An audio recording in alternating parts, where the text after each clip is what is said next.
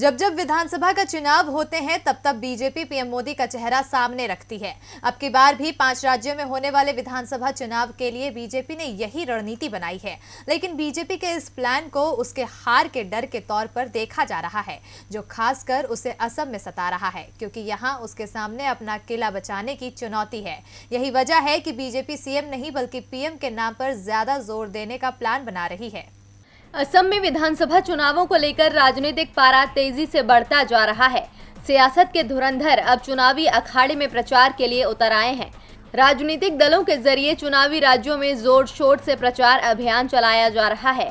इसके साथ चुनावों में उम्मीदवारों के नाम तय करने के लिए बैठकों का दौर भी शुरू हो गया है।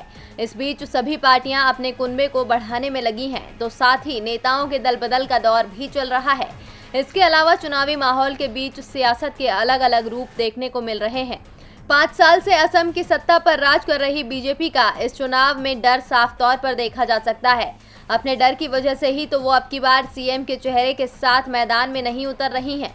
असम चुनाव को लेकर सूत्रों के हवाले से कहा जा रहा है कि बीजेपी असम में बिना सीएम उम्मीदवार के चुनाव मैदान में जाएगी, यानी चुनाव से पहले पार्टी सर्बानंद सोनोवाल के नाम पर मुहर नहीं लगाएगी। बीजेपी के इस फैसले में उसकी हार का डर साफ तौर पर दिखाई दे रहा है। बीजेपी को झारखंड और दिल्ली का दर्द याद आ रहा है। दरअसल इन दोनों ही राज्यों में बीजेपी सीएम के चेहरे के साथ चुनावी मैदान में उतरी थी। वहां पीएम मोदी के साथ सीएम के नाम को भी जोर शोर से उछाला गया था, लेकिन बीजेपी की इस रणनीति का उसे फायदा नहीं मिला और दोनों ही राज्यों में पार्टी को हार का मुंह देखना पड़ा। यही वजह है कि बीजेपी हार के डर से असम में दांव लगाने को तैयार नहीं है।